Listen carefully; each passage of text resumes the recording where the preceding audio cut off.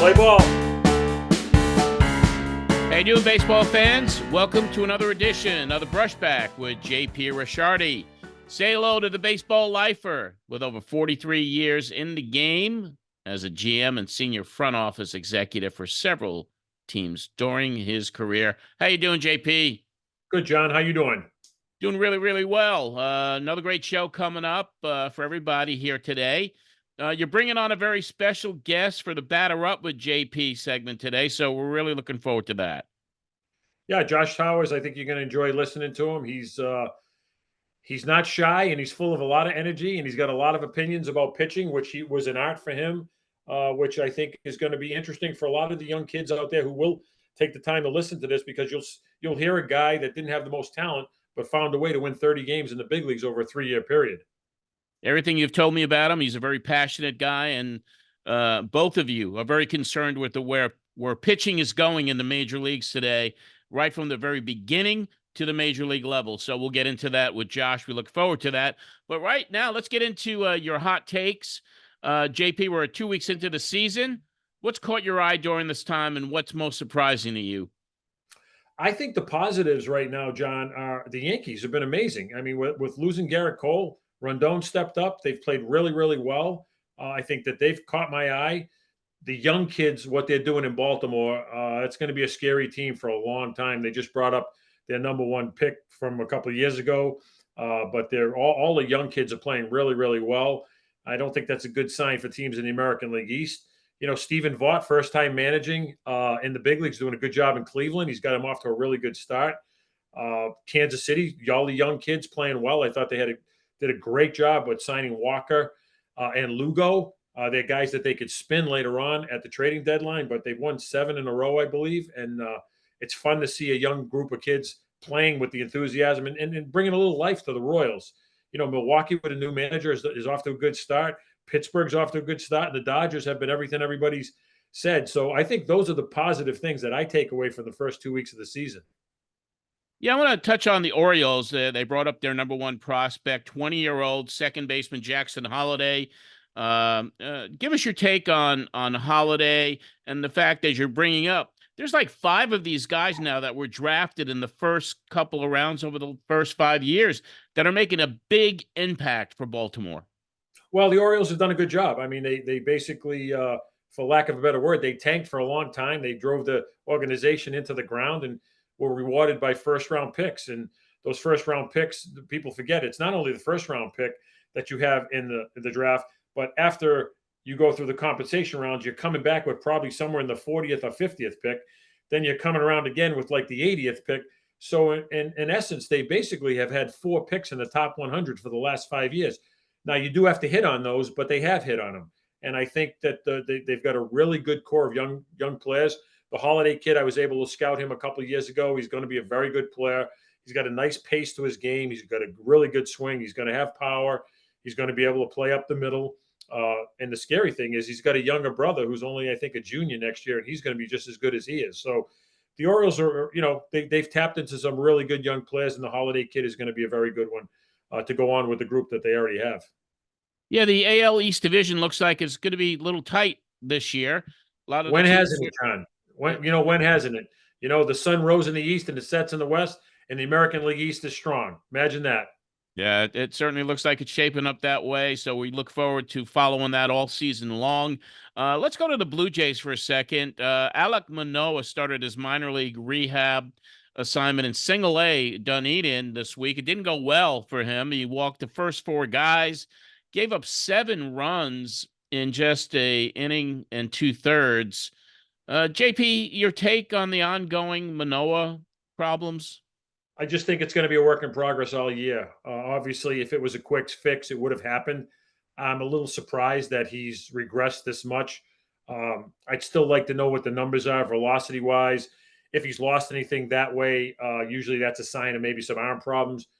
But I haven't heard anything along those lines that his velocity is down and his stuff as far as velo is bad. I think at this point it just might be moving into from his neck up, and that's a concern. So if the talent is there, but he's struggling with it from an approach or a confidence, that's a concern. But I think this is going to be a situation for the Blue Jays year round. They're going to have to monitor it. And right now, I would prepare if I was the general manager, like he's not going to contribute. And if we're able to work things out and he does contribute, that's a plus. But right now, I think there's some red flags. And I think the Jays are kind of thinking about that themselves up in the front office, because it was reported that they're going to bring up the Cuban star Yariel Rodriguez.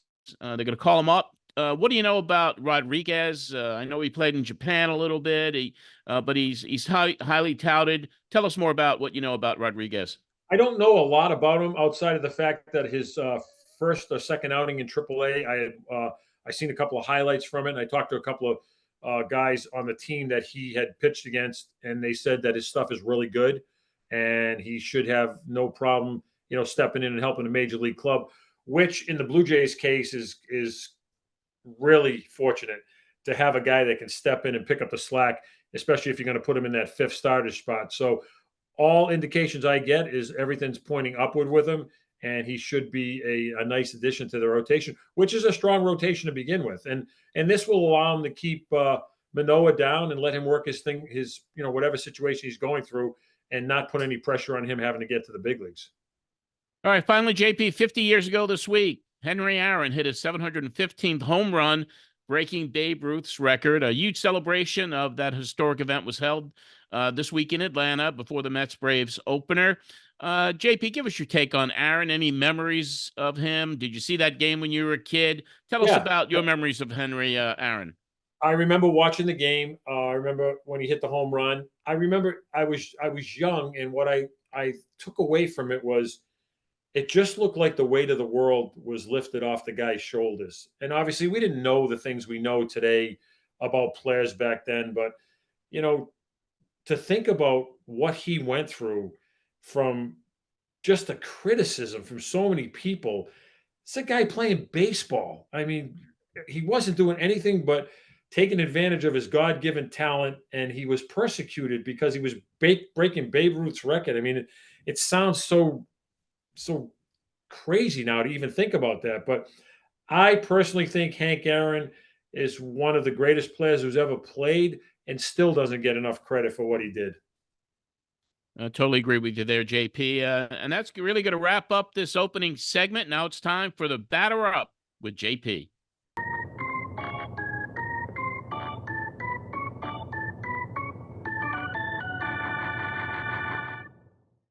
Now it's time for Batter Up with JP. JP's guest on this week's Batter Up is former right-handed pitcher that spent time with the Baltimore Orioles, New York Yankees, but perhaps best known for his years with JP's Toronto Blue Jays.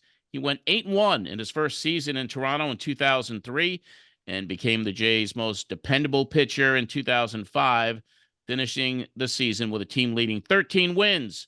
A favorite of JP's. Let's bring on Josh Towers. Josh, how you doing? I'm good, sir. How are you?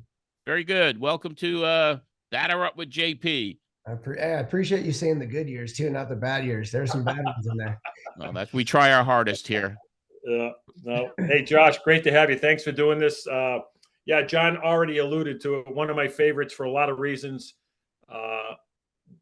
What kind of a sidebar, Josh, Uncle Roger Frash and I played together in the Mets organization, so we had a connection there. But my background with Josh goes back a long way. We'll get into it, but really, really happy to have him on. I think the listeners will find out he's not shy, and it's one of the reasons why he had the success he had at the major league level. But thanks for joining us.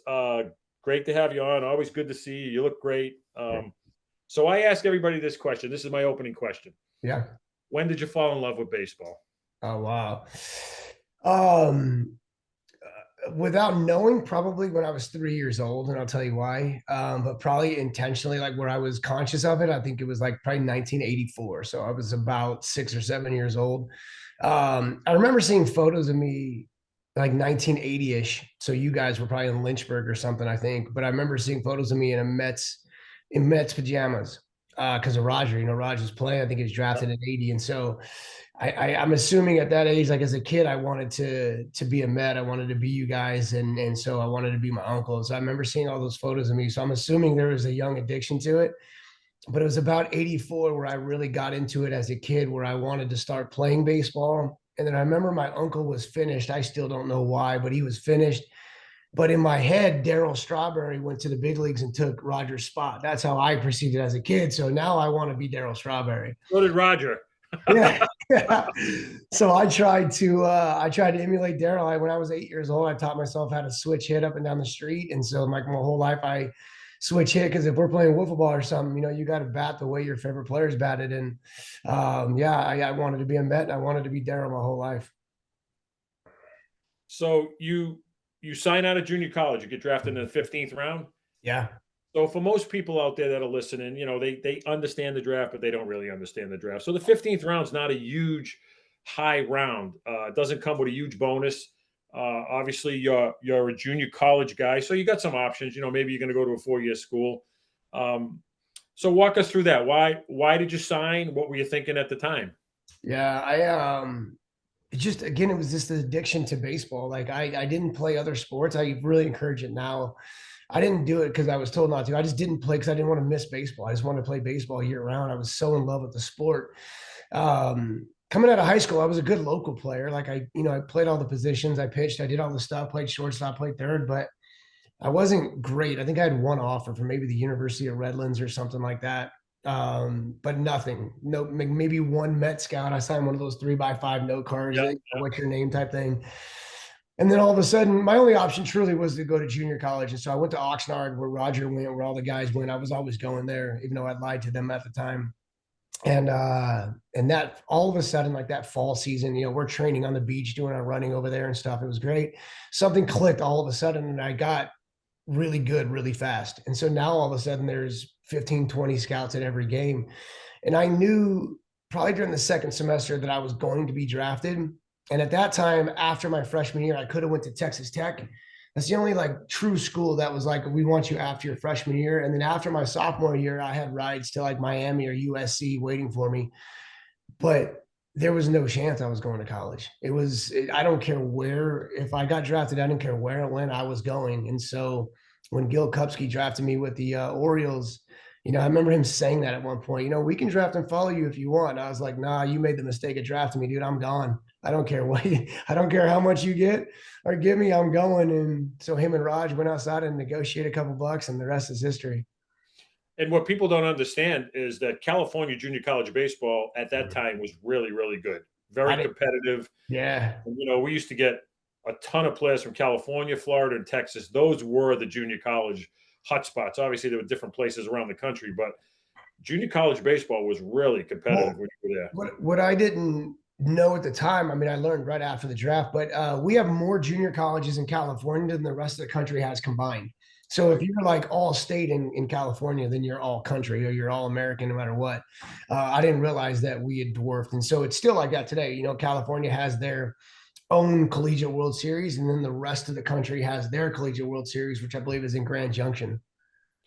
So you signed, and where'd they send you right away? Bluefield? Yeah, they sent me to Bluefield. Yeah, that's a swing. That's a swing in town. It was awesome, right? Like you know what? This is my favorite thing about like the transition too. I got some. I mean, right now I can see the plane going into where it looks like it's going to hit the mountain, and then it just goes right up over.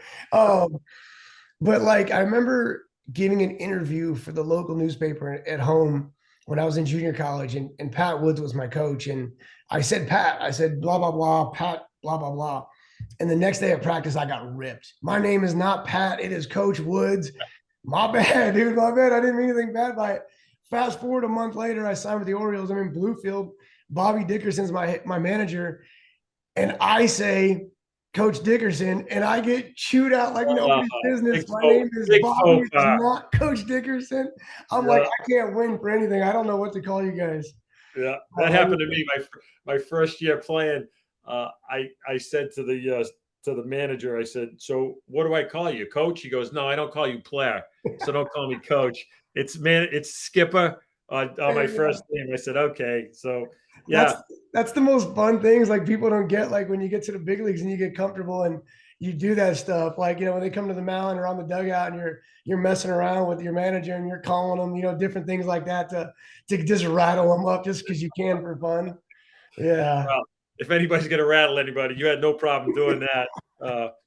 So you walk us through your progress through the minor leagues. Tell us how your career kind of unfolded, and then when you get to AA, I'll tell you when I met Josh Towers. Yeah, God, it's so weird. I really think about it and compare it to today's game a lot now because it's so different. Like I try to stay in the loop of how the game has evolved. So when I'm talking to kids that I have that are in farm systems now, or the kids that are in college that will get drafted this year, I try to be able to speak their language. But it's so different, man. I feel like we were so much luckier. I didn't have to impress anybody. I didn't know that I wasn't supposed to make it to the big leagues. It's like you guys gave us a uniform, and so we were all equal to us. Like I know there was a prospect list, but that didn't mean anything to anybody. We just went out there and played, and if we did well, we tried to earn a promotion to whatever the next level was, and that was it. And the end goal was always the big leagues, and there was nothing else. There was no other.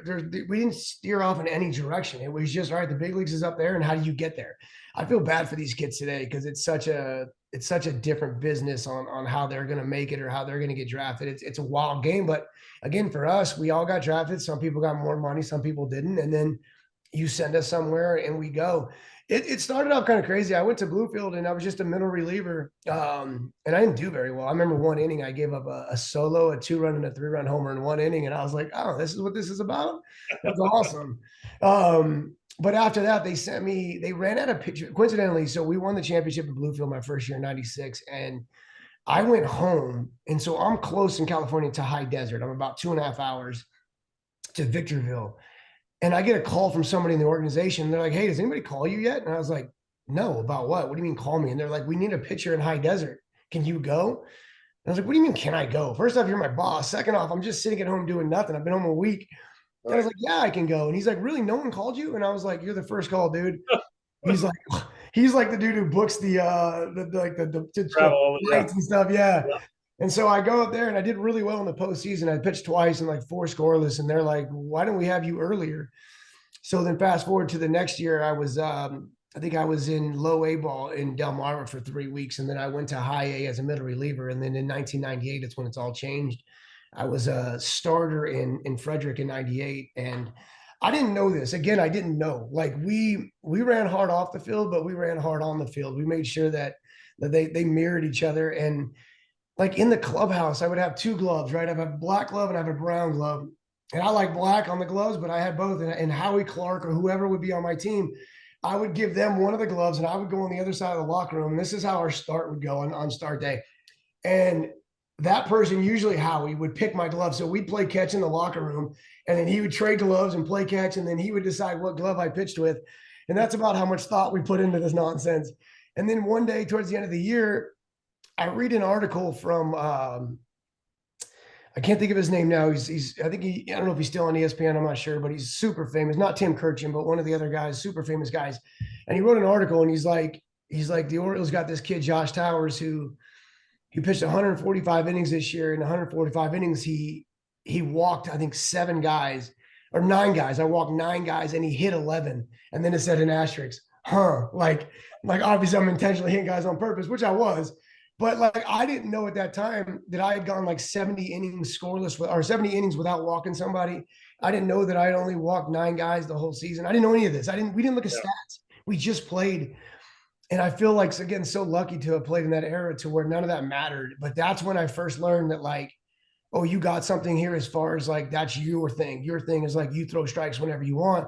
And so that's one of the many, but one of the early lessons I learned about starting to shape who you are as a pitcher and how you approach your games. And when I learned that I have control, I learned how I can slowly manipulate the hitters with that, right? So if I'm gonna have a lot of control and the hitters know I have a lot of control, so then they're gonna be more aggressive by default. Well, then I can use that to my advantage. I mean, it's like Mariano or Burley or any of these guys who have one pitch, right? Well, I know that this pitch is coming. Dave Risky just threw a 4-seam fastball, right? I know one pitch is coming. And so from a hitter's mentality, if I'm looking for this pitch and I see it, then more than likely I'm going to swing based on muscle memory and all the other things that factor in. So then for that, that means to me, I can expand the plate, because if I give you what you're looking for as a hitter, it's yes, yes, no. It's not no, no, yes. So if I give you what you're looking for, then as soon as you see it, your brain says swing. So then I bought myself 2 or 3 inches off the plate. And I started to learn that. It's like, again, it's one of the more valuable lessons I learned. There was quite a few of them along the way. Well, I think one of the big things that kids in the minor leagues struggle with is understanding who they are and Right. staying within the strengths that they have. So Yeah. I know at that point now you get to Double A, and this is my introduction. So I'm watching Josh in Bowie, right? I believe it was Bowie, and fastball in the inner half commands it. Fastball in the outer half commands it. Pitches with great tempo on the mound, off the mound, all through the quadrants. Little cutter, just hitters off balance and just setting the whole tempo and dominating. And I'm like, this guy's stuff isn't big, but there's something here. And so that's my introduction to you in Double A. And now you start to get through Double A, and you start to get to Triple A, and then you get to the big leagues. So tell us that transition from the Double A jump to the big leagues, and how you stayed within what you believe got you there. Yeah, I got a couple things here. This can get long-winded, but you talk about like starting to learn who you are, right? And you have to. I mean, we can't try to be everybody. I remember Josh Banks had like 7 pitches. I don't even know how you do that. And I'm like, Banksy, you got too many pitches to work, stretch, and wind up. Too many pitches to work, stretch, and wind up both sides of the plate. Like, how do you have enough time to throw all these pitches in a bullpen? You can't work on them. Then you're going to take one of these in a game that you haven't thrown in 6 weeks. How do you expect it? Like, it's like we got to simplify the process. It reminds me of Jose Bautista. I've seen Jose a lot this offseason because he owns part of the soccer team here in Vegas. I mean, that dude bounced around, always had talent, but all of a sudden he gets to Toronto and he figured out who he was. And he just honed in on who Jose Bautista is, and that's it.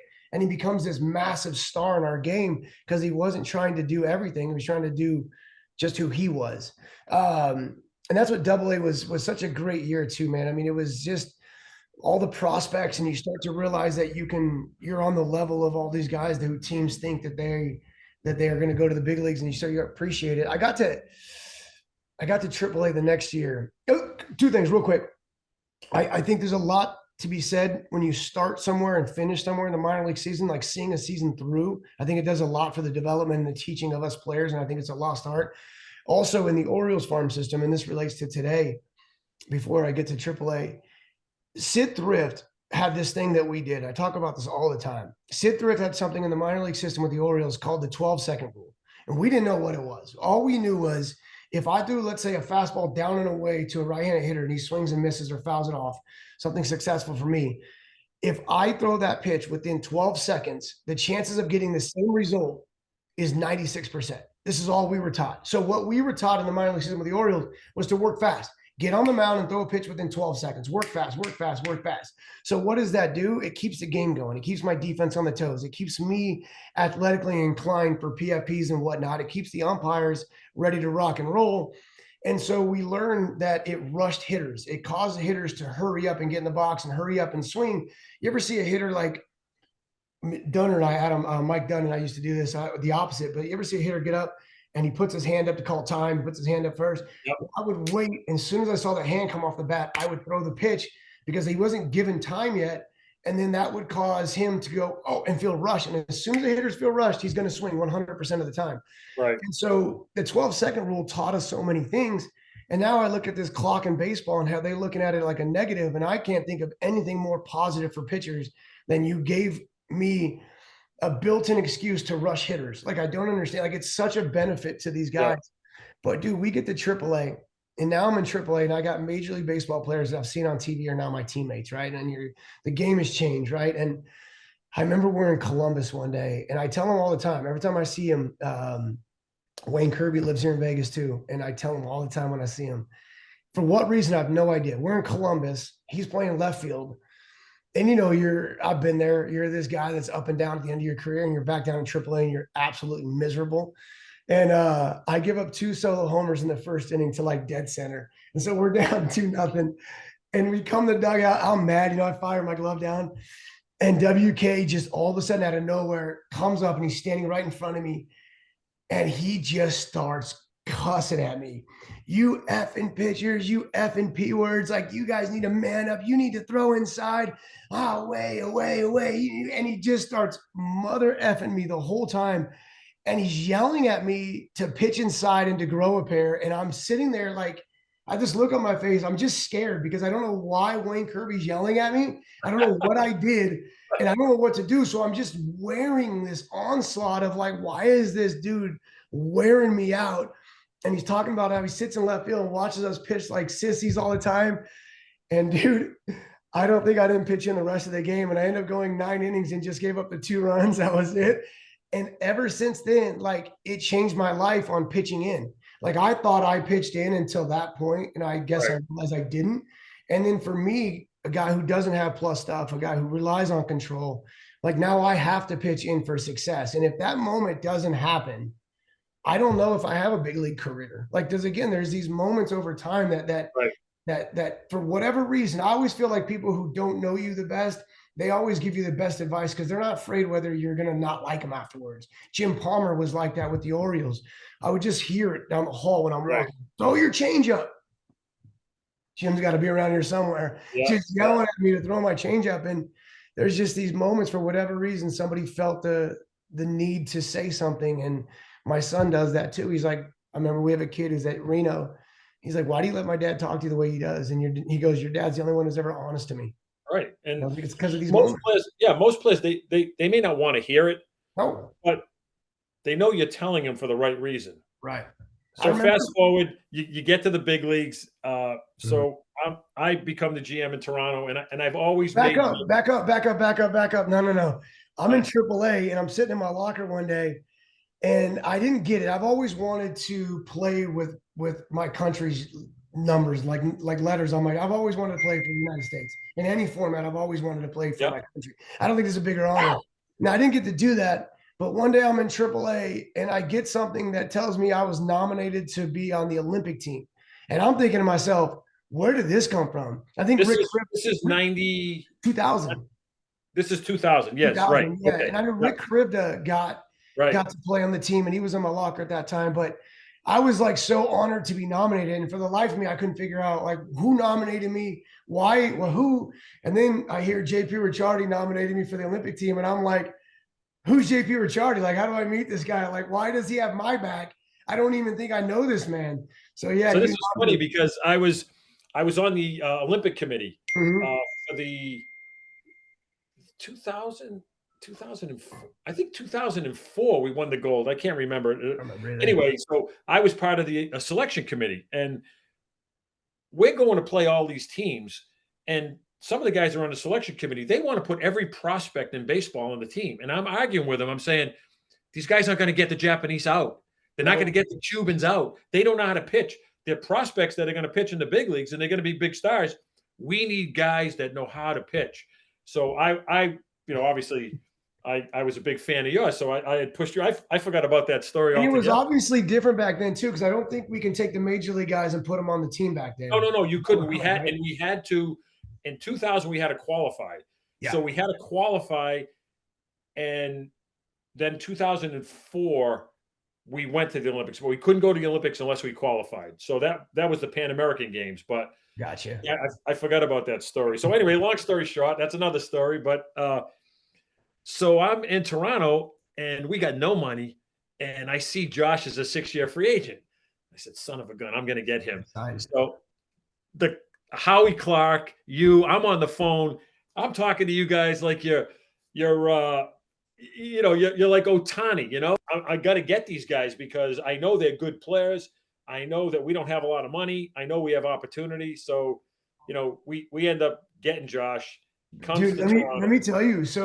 So 01, I have a pretty good year in my rookie year with the Orioles, and then I'm not the guy, like, I didn't know this at the time. I learned this in Toronto, but I didn't know that I go back to my college days and my high school days and how I grew up, and I know it now, but I'm not the guy that you pat on the back and say, good job, and you hand them presents and stuff. I'm the guy that you say, you can't do it. You're not good enough to do this. And then I'm like, what?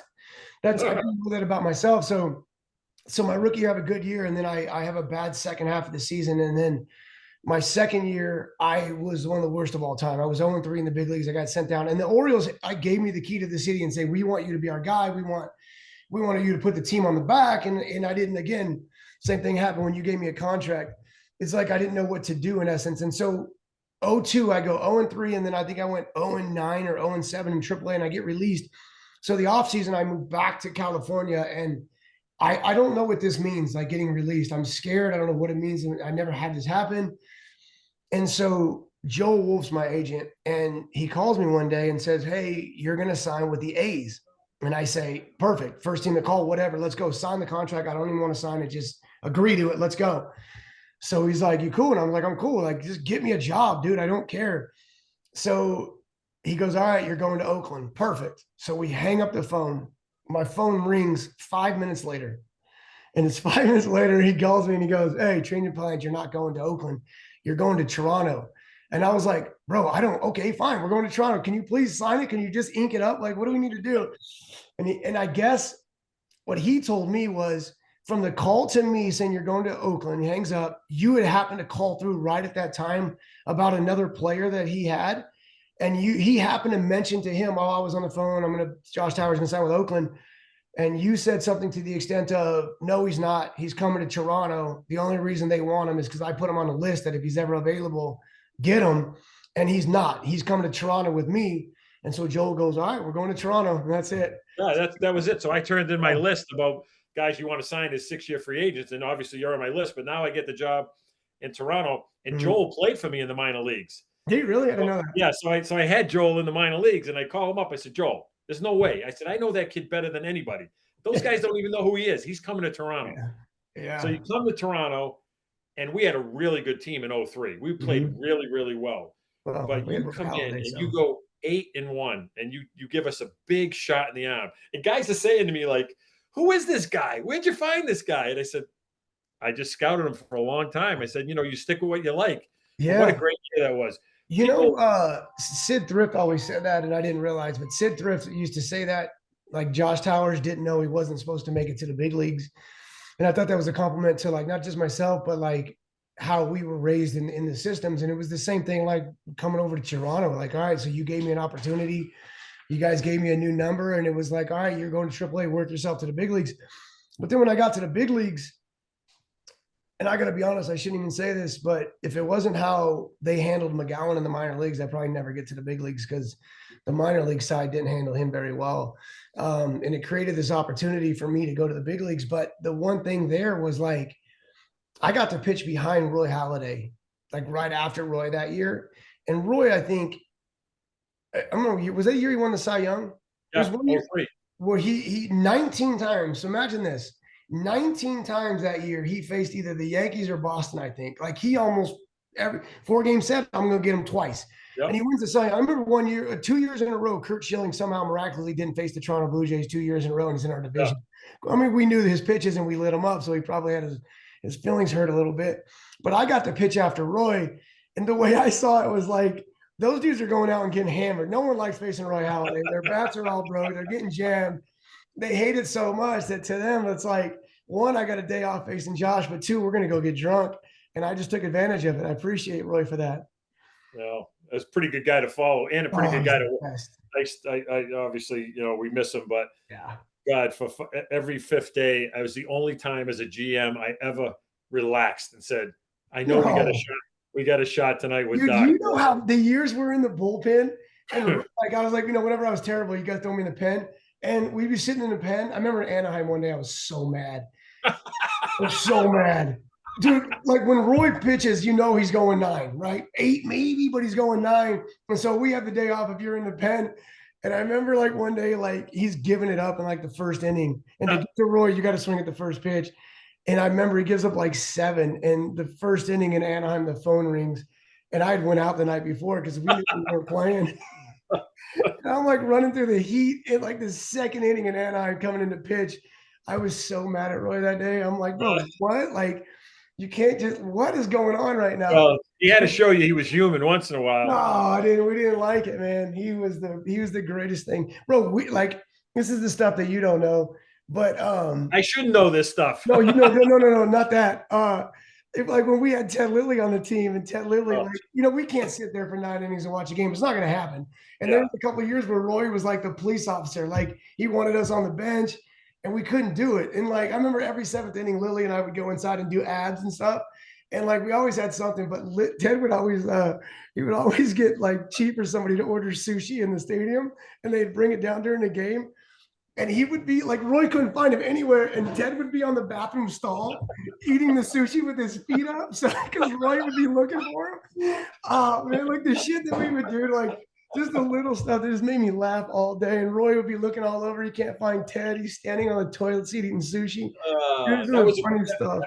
That was a good group of guys. I really enjoyed that group. We were people don't realize that you had a stretch there in Toronto where you were 30 and 22.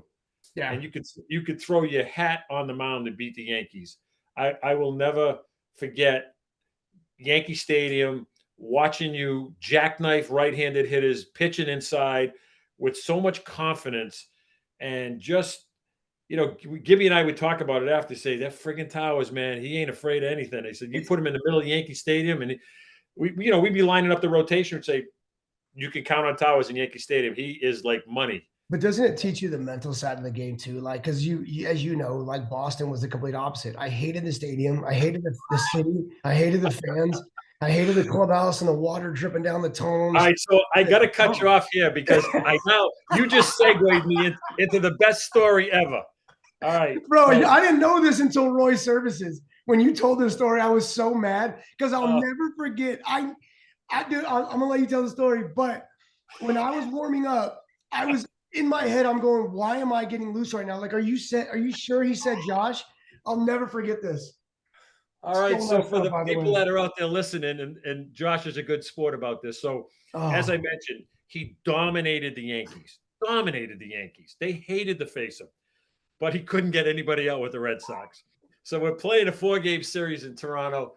I said, Gibby, we got to protect Towers. We can't pitch him against the Red Sox. He goes, Gibby. Wow, what do you mean? I said, look at Manny's hitting like 700 against them. Poppy's hitting like 7. They got 900 RBIs. I said, it's not fair to Josh. We got to do what's right for the team. All right, what do you want to do? I said, nothing. We're giving him this series off. He's not pitching. I said, I'll talk to him. He goes, I'll talk to him. Don't worry about it. So anyway, we're in a really close game. We're winning the game. 7th inning, I look down, and Josh Towers is warming up. And I'm sitting up in the stands, and I'm sitting up in the box, and Alex Anthopoulos is my assistant. I said, when Eddie Goodell, the midget, came to bat with the Cleveland, anyway, Bill Veeck told him, if you swing the bat, I got a high-powered rifle in right field, and I'm going to shoot you. So I'm sitting there saying to Alex, I said, if I had a gun right now, I said, Josh Towers wouldn't even make it out of the bullpen. I told Gibby, don't pitch this guy in this series. So I'm getting all fired up. Anyway, we win the game. I come down. In the bullpen hot too. Like I was losing. I was like, honestly, it was like a 3-2 game in like the 7th or 8th inning, and I'm getting loose as if I'm coming in, and I'm like, I don't pitch in these games ever. Like if we're getting blown out, I'm in the 3rd. That's it. I couldn't believe I was getting loose, dude. So after the game, I come in, and Gibby's leaning back in his chair. He's rubbing his belly, got his head behind his. And I says, Gibby, great game. Good game. Managed a good game. He goes, yeah. I go, but I got to ask you, what'd you get Josh Towers up for? I thought we went over this. He's not going to pitch against the Red Sox. Leans back. He just looks at me. He goes, I was just pissing you off. It's like when comedians have these jokes that they tell that no one else knows what's going on, and it's only funny to them. Like, John probably had the best laugh in the dugout with this dip in his mouth. Meanwhile, you and I were his punching bags of a joke. That was, but man, you did a great job. You know what's funny? Like, and again, this is the stuff that I love about our game, right? That people don't understand, and people don't know all the fun stuff. Like, you have to do things like that to stay loose. You're going to lose your mind in baseball. I was coaching with the Mets in 2019, and we're in Hagerstown, and Hagerstown's bullpen's in right center. And so there's no communication. There's no phone to there. So in this day and age, I got my cell phone, and I have Alan Winans, who pitched yesterday for the Braves. I said, Alan, I need you to take your cell phone. You'll be my contact guy. And with the Mets, if you went 1 inning, you have a day off, 2 innings, day off, 3 innings, day off. It was a dumb rule, but that's what you had. So I had a kid that pitched 3 innings the day before. So he doesn't have his glove. It's a day game. He doesn't have his cleats. He has 0. And Alan calls his girlfriend and goes, "Hey, I'm gonna change your name in the phone to Josh Towers."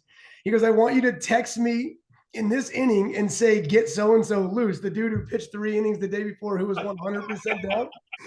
So it's like the 5th inning or something, and I see Lasco jump the fence with 1 out, and he runs and he's sprinting into the locker room, and I'm going, what are these idiots doing? And I'm watching from the dugout, and I see Lasco sprint, and then next thing I know, he's back on the field. He's going, he jumps the fence, and the dude that had pitched the 3 innings before, he was like getting loose, he was stretching, and the next thing you know, he starts playing catch, and I'm like, what are they? So I call Winans, and he's dying laughing.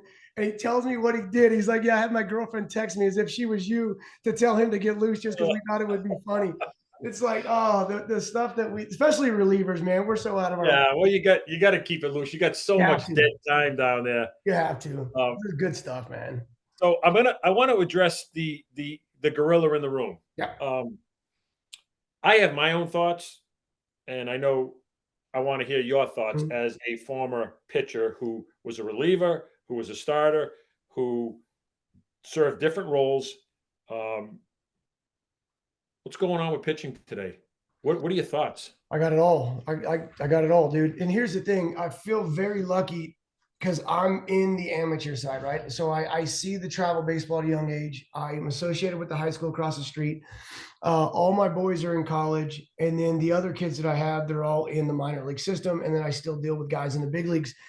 And so, like, I feel lucky enough to be in touch with every level of the game. And this is where I think where it gets divided is if you're in professional baseball, then you're kind of just stuck in professional baseball. And a lot of these guys think that they're better than these colleges or these high school coaches. And so, like, all these levels kind of stay in their lanes, and they don't, like, how do you expect me to talk to these kids that we draft and sign if I don't know where they came from, or if I don't understand the language in which they're speaking? I think that there's a few things. One, we don't teach baseball. I couldn't tell you the last time we did first and thirds, defense or offense or anything at the high school. I can't tell you the last time we did cuts and relays. I couldn't tell you the last time we ever did PFPs. We don't do that stuff in the amateur level. And when I watch the boys in college do it, it's very minimal on what they do. All of these guys, everything is based on money. Travel baseball is based on money. They go find the best players in the round and they put them on a team. They don't practice, they play games. And I get this monthly stipend. That's why we've had 2 high school coaches, the best 2 high schools in our town. They just got fired yesterday. 1 suspended, 1 fired for illegal stuff, but it's all money based. And so there's no teaching going on. When I left the Mets in 20, and one of the scouts with the Angels currently, both of them told me, we're not drafting guys that we have to teach the game. We don't have time to teach the game anymore. We need to draft people that already know how to play the game. And I said, where are you going to find those? We don't teach it at the amateur level. College coaches have to be paid. They have to win. It's the only way they get paid. If not, they don't have a job. So they don't care about developing. They care about winning. So there's this broken, like, it is this kinks in the armor along the way. It has to do with the computer as well. This thing right here, I think, is very bad for baseball. Like, I tell my high school coach all the time, we have to teach the kids how to play the game before we can play the game. And we're not doing this. So I got travel ball kids playing every couple of weeks, no practice in between. And then all of a sudden, you haven't played for 2 weeks, and then you're going to pitch 2 games in 2 days or 2 games in 3 days. And then I go to college and I'm watching what they do in college, and everything is hard away, fastball away, slider away, fastball away, slider away. And everything is taught to be hard. You go to these, and I don't like this word, but these labs or whatever they call these stupid things around the country. And you watch these guys, they're crow hopping into fences and they're throwing as hard as they can. And the gun says 101 or 96, and everybody's screaming, you hit 90, you hit 100. Well, we don't pitch like that. I don't pitch out of control, and I don't pitch uphill for sure. So then when you dial my body back in and I got to work back downhill to get the ball down in that angle to be over home plate, like, it's nothing the way they're teaching. And so we're crow hopping, throwing as hard as we can, but I got to dial that back, and you can't do that when you pitch. So there's 2 completely different styles of throwing going on. And then you take me to professional baseball, and well, college baseball, the first sign of adversity, you're out of the game. So then I'm bringing in relievers. I mean, my son's college coach said, my goal this year is to use as many pitchers in a game as possible. And I said, so then his goal this year is to lose as many games as possible. Right. Like, it doesn't make sense. So you go to professional baseball, and now you got these kids, they're not allowed to go past 4 or 5 innings, like 5 innings max, 6 innings is an amazing day. Well, as you know, the game's not on the line. 7th, 8th, and 9th inning, the game's on the line. I learned something in those innings. I used to say to Gibby all the time, I used to say this to the media, if a starter doesn't go 7 innings, he didn't do his job. And I used to tell John all the time, like, Johnny, if you pull me after 5 innings every day, I'm never going to have to work out. I'm never going to go to the gym. I'm going to go out every night because I don't have to do anything to pitch 5 innings. There's nothing on the line. There's nothing emotionally. There's nothing advanced about the game that I learned. I didn't have to face a guy 3 times. I didn't potentially have to face a guy 4 times. I don't have to learn anything. The deeper I go in the game, the easier it is for me to navigate the first half of the game. The deeper I go in the game, the more I learn how to use my pitches and condition myself and use my stamina. The other thing is this. If you want to know how to pitch the first inning of a postseason game, you better know how to pitch the 8th or 9th inning of a regular season game because they coincide. Well, we don't do that anymore. So these guys are getting pulled before they ever learn the game. And so now the 7th inning of a game to these guys feels like the 9th inning. We're letting them throw as hard as they can every pitch. So they're throwing 100 pitches in 5 innings. So then the innings, they get pulled with nothing on the line. And so I'm just able to air it out for those innings because I know I don't have to save anything to go deep. I mean, look what we did with Toronto last year. We pulled Berrios after 4 perfect innings in the postseason for a reliever against his former team. So a guy I give $100 million to, who's pitching better than anybody in the world can possibly be pitching in this moment.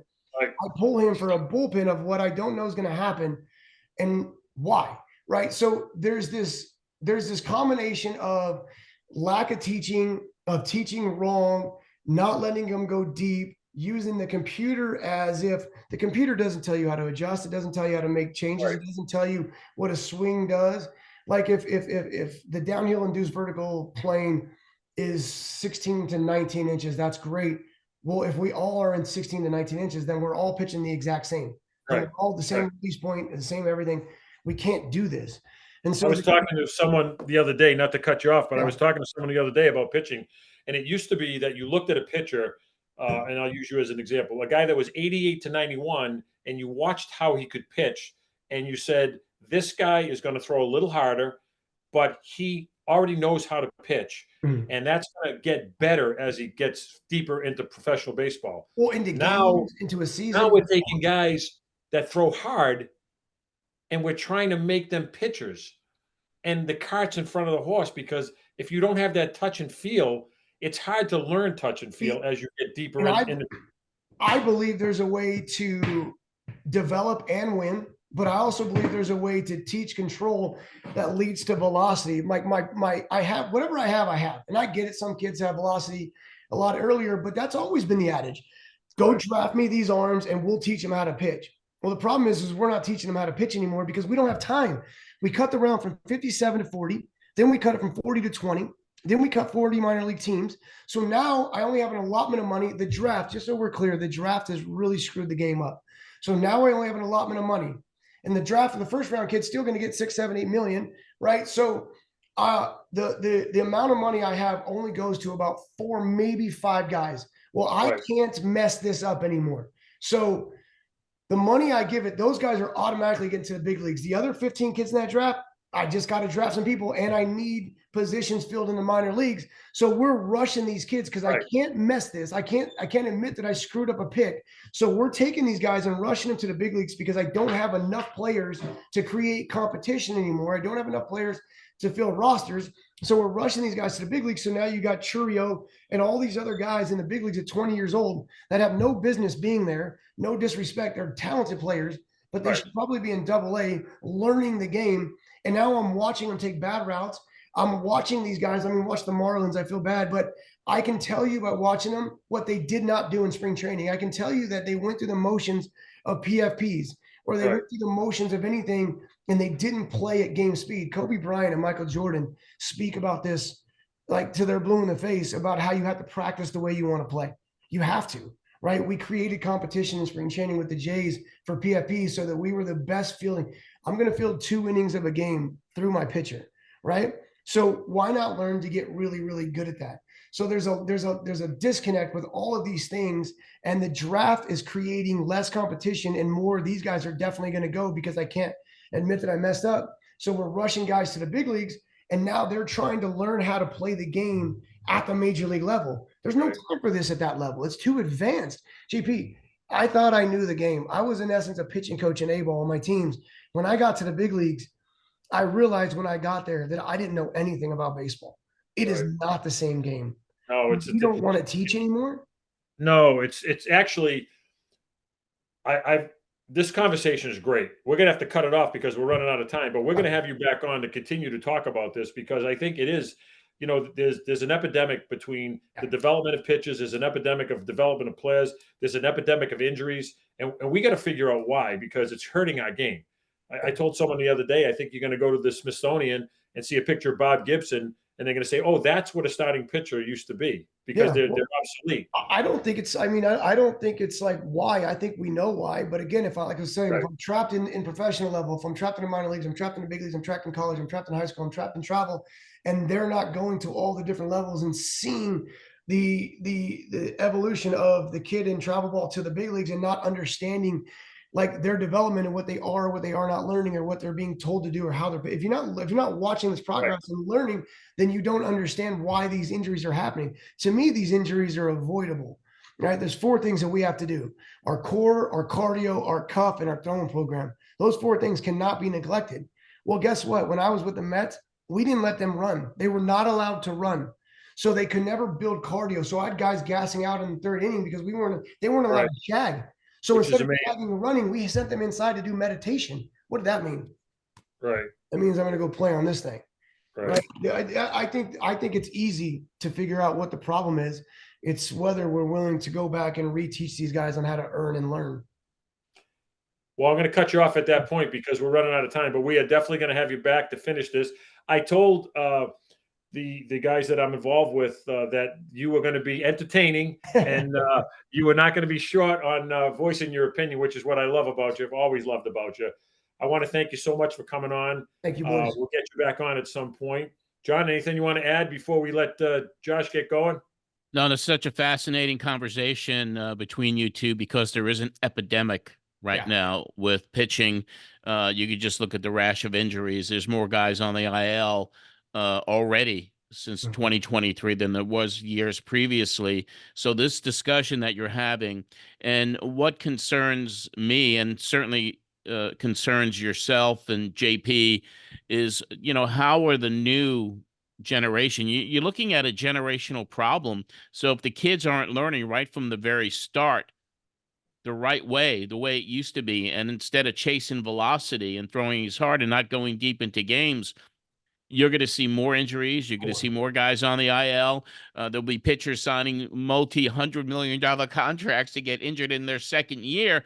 So Major League Baseball should really take a look at it. But unfortunately, the analytics guys are kind of running the show. But it's fascinating just to hear you two talk about it. JP, can I have 2 more minutes? Can we have 2 more? Yes, go ahead. Yes, go ahead. So I sat down with the Dodger scout the other day, and I was talking to him about this kid we got at UNLV and my son at LMU, and both are they have a chance to get drafted, but we'll see type thing. And he loves the kid at UNLV. And I was talking to him, and I was telling my son, and I was explaining to my son, I go, Ryan, the things that these guys don't see in you, the scouts and your coaches, they don't know that as the game goes on, your velocity is going to increase. And as the season goes on, your velocity is going to increase and you're going to get better. They don't know that because they don't realize the way we've trained our whole lives. Since you were 8 years old, I asked you, we had one group team, we had 10 players and we kept them together our whole lives. And I said, listen, I asked you guys when you were 8 to trust me. I said, we're going to do things backwards. Everybody else you see is going to do it a whole different way. You guys got to trust me. And I promise you, when you get to your junior year in high school, I'll teach you how to throw hard, but you got to trust me the whole way. And it's going to be hard because everybody's going to do it differently than we are. And I had 2 of them say, okay, my son and this kid at UNLV. And Ryan goes, Dad, it's crazy because in my velocities all year, I'm 87 to 88.1 the first 3 innings. And then the last 3 innings, I'm 88.1 to 93. I increased the whole way. And I said, it's the way we train. And so the same kid, Austin Cates at UNLV, I was telling Tom Myers this the other day, and Tom was like, "Oh, I didn't know you had Austin." I said, "Yeah." He's like, "My son. I've had him since he's 8. He's been on our team." I go, "He's the only other one that bit into what I'm saying." And he goes, "This is why his control is so impeccable." I go, "He doesn't miss. He throws 7, 8 innings every game. He strikes out 10 or 11, and he does it on 80 pitches." Well, the strikeouts aren't me, but the 80 pitches are. The 7 and 8 innings are. Like, I've taught these kids a certain way that there's only 2 places of the plate, in or out. There's no middle. There's in and out. And if we work hard enough, it's easy to pitch to control. And then we go down to up, not up to down. And so these kids, they didn't open eyes at a young age because the velocity wasn't letting them grow up and throw it as hard as you can. But now they're opening eyes like, holy shit, these guys can pitch. So what happens is, and I'm going to show you guys in about 3 or 4 years, but these are the kids that I have, a couple of them, when they get drafted, they're going to be the ones that rush to the big leagues. And we're talking about how impeccable their control is. But it's getting them to professional baseball the way we chose to do it. That is hard. I have another kid who's Tanner McDougal with the White Sox, top prospect, throws 100, went the other way, was stuffed first, and now we're trying to teach him how to pitch. So we'll touch back on that more later on. But I can't thank you enough for coming on. I know you're fired up. You're all fired up now. You won't need a Red Bull today. No. Listen, all the best. I'll catch up with you, and we'll have you back on. But thanks for coming on. Thanks for the time, and thanks for the info. Always great seeing you. All right, see you later, dude. Good seeing you. Buddy. Everything you said about Josh Towers, JP, accurate. What a animated and lively discussion. You got to bring this guy back. Yeah, well, there's not enough time. We might have to bring him back 3 times. But what I love about Josh is exactly what you see is what you get. He's passionate about what he did as a player. He's passionate about baseball. He's passionate about pitching. And I think he brings a lot of good questions to the table. When we get him back next time, we're going to talk on the positive things that he sees about pitching and some of the things that we can make better from a game, as far as maybe, getting around the injuries, and maybe he's got some ideas on things like that. But a lot of knowledge, a lot of wisdom. And, I think what I like about the show that we're doing is we're not just bringing stars on. We're bringing guys that had to fight and scrap and claw to get to the big leagues. And I think that's where people who are listening to the show are going to really appreciate what it takes to be a big leaguer, what goes into the mindset. So Josh did not disappoint, John. He certainly did not. And I know on our next episode, you also have another pretty special guest that's not, one of your regular guys that are really high profile, although he has an amazing background, amazing writer. Tell us who's on the next show. Next show is going to be Howard Bryant, a writer from ESPN who's written books on Henry Aaron and Ricky Henderson, and it is multifaceted in so many ways. I've known Howard a long time. We're both from Massachusetts, but he is an extremely interesting cat. I really enjoy talking baseball with him, but also not just baseball, but the society that we're in, the society of baseball, the society of the players that really should get more credit or deserving of more credit. And I think Howard's going to really bring to light some of the things that he sees about the game, some of the things that he's experienced in the game. And I can't think of a better guest to have on Jackie Robinson Day than Howard Bryant. I'm really excited about him. We are as well. That'll wrap it up for this week's Brushback. Until next week, when we return, this is John AREZZI for the Brushback with JP Ricciardi. Have a great week, everyone.